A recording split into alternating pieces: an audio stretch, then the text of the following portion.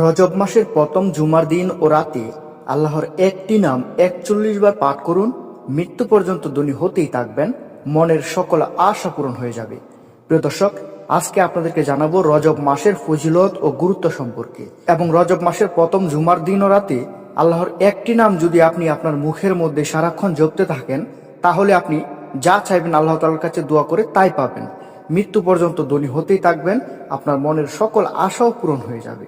তো চলুন সেই গুরুত্বপূর্ণ ফজিলতপূর্ণ আমলটি সম্পর্কে এবং কিভাবে করবেন সেটি জেনে নেওয়া যাক। প্রিয় দর্শক, হিজরি মাসগুলোর মধ্যে একটি বিশেষ ও মহিমান্বিত মাসের নাম রজব। এ মাসে আসে রমজানের আগমনী বার্তা নিয়ে। রজব শব্দের অর্থ সম্মানিত, সুতরাং রজব মাস অত্যন্ত সম্মানিত ও ফজিলতপূর্ণ। জাহিলিয়ার যুগে আরবরা এ মাসকে অন্য মাসের তুলনায় অধিক সম্মান করতেন, এজন্য তারা এ মাসের নাম রেখেছিল রজব। ইসলাম আগমনের পর বছরের ১২ মাসের মধ্য থেকে রজব সহ ৪ মাসকে আশহুরে হুরুম সম্মানিত মাস ঘোষণা করা হয়। আল কোরআনে ইরশাদ হয়েছে, নিশ্চয় আকাশমণ্ডলী ও পৃথিবী সৃষ্টির দিন থেকেই আল্লাহর কাছে গণনার মাস ১২টি, তার মধ্যে ৪টি সম্মানিত হওয়ার কারণে নিষিদ্ধ মাস এটাই সুপ্রতিষ্ঠিত বিধান।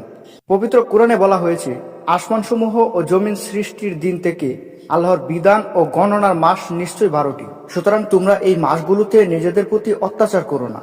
যেহেতু এ মাস রমজানের আগমনী বার্তা নিয়ে আসে, তাই এই রজব মাস থেকে রমজানের প্রস্তুতি নিতে হবে। এ মাসের বড় বৈশিষ্ট্য হলো, এ মাস আল্লাহর প্রদত্ত ৪টি সম্মানিত মাসের আশহুরে হুকুমের একটি। রাসূল সাল্লাল্লাহু আলাইহি সাল্লাম এ মাস সম্পর্কে খুবই গুরুত্ব দিতেন। ফলে রজবের চাঁদ দেখা গেলেই তিনি কিছু বিশেষ আমল শুরু করতেন, যে আমলগুলো করলে আপনার মনের আশা পূরণ হয়ে যাবে। আপনি আল্লাহ তাআলার কাছে দোয়া করে যা চাইবেন তাই কবুল হবে। হাদিস শরীফে এসেছে, হযরত আনাস রাদিয়াল্লাহু আনহু সূত্রে বর্ণিত, যখন রজব মাস শুরু হতো, নবী করিম সাল্লাল্লাহু আলাইহি সাল্লাম তখন এই দোয়াটি পড়তেন, আল্লাহুম্মা বারিক লানা ফি রাজাবা ওয়া শাবানা ওয়া বাল্লিগনা রমাদান। এর অর্থ হচ্ছে, হে আল্লাহ, আমাদের জন্য রজব ও শাবান মাসকে বরকতময় করুন এবং আমাদের রমজান মাস পর্যন্ত হায়াত বৃদ্ধি করে দিন। রজবের প্রথম রাতের দোয়া কবুল হয়। পবিত্র হাদিস শরীফে রজবের প্রথম রাতে দোয়া কবুল হওয়ার সুসংবাদ এসেছে।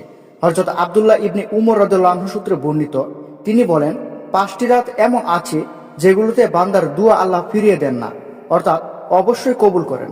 রাতগুলো হলো জুমার রাত, রজবের প্রথম রাত, শাবানের ১৫ তারিখের রাত, ঈদুল ফিতর ও ঈদুল আজহারের রাত। তো প্রিয় দর্শক, দেখলেন তো, এখানে বলা হয়েছে যে যেই ৪টি রাতগুলোতে আল্লাহ তাআলা দোয়া কখনো ফিরিয়ে দেন না, দোয়া করলেই কবুল হয়, সেই ৪টি রাতের মধ্যে একটি হচ্ছে শুক্রবারের জুমার রাত।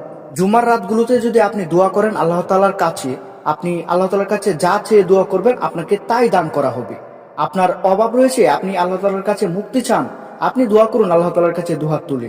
দেখবেন যে জুমার রাতের দোয়া আল্লাহ তাআলা কখনো ফিরিয়ে দেন না, বান্দার সকল মনের আশা পূরণ করে দেন। জুমার রাতগুলোতে যদি কোনো বান্দা দুহাত তুলে সঠিকভাবে আল্লাহ তাআলার কাছে চায়, তাহলে আল্লাহ তাআলা সেই দোয়া কখনো ফিরিয়ে দেন না, সঙ্গে সঙ্গে কবুল করে। আপনার যদি কোটি কোটি টাকা ঋণ থাকে, সেই ঋণও পরিশোধ হয়ে যাবে। আপনি আল্লাহ তাআলার কাছে সচ্ছলতা চান, আপনি শুধু আল্লাহ তাআলার কাছে দুহাত তুলে দোয়া করুন, দেখবেন যে সব সমস্যা আল্লাহ তাআলা দূর করে দিয়েছে এবং আপনাকে সচ্ছলতা দান করেছে। আর সেই শুক্রবারটি যদি হয় রজব মাসের দিন, তাহলে সেটি তো আরো ফজিলতপূর্ণ, কারণ রজব মাস এমনিতেই অনেক সম্মানিত। আর এই সম্মানিত মাসে শুক্রবারে যদি আপনি আল্লাহ তাআলার কাছে দোয়া করেন, তাহলে সেই দোয়া তো কবুল হবেই হবে।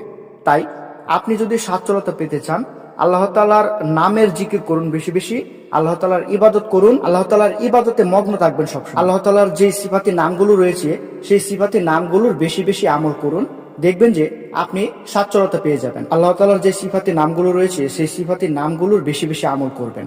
সেই সিফাতি নামগুলোর বেশি বেশি আমল করলে আল্লাহ তাআলা দোয়া কবুল করবে। তো প্রিয় দর্শক, আল্লাহ তাআলা আমাদের সবাইকে বেশি বেশি আমল করার তৌফিক দান করুক। ভিডিওটি ভালো লাগলে অবশ্যই একটি লাইক করবেন এবং আমাদের চ্যানেলে নতুন হয়ে থাকলে অবশ্যই সাবস্ক্রাইব করবেন। আসসালামু আলাইকুম। আল্লাহ।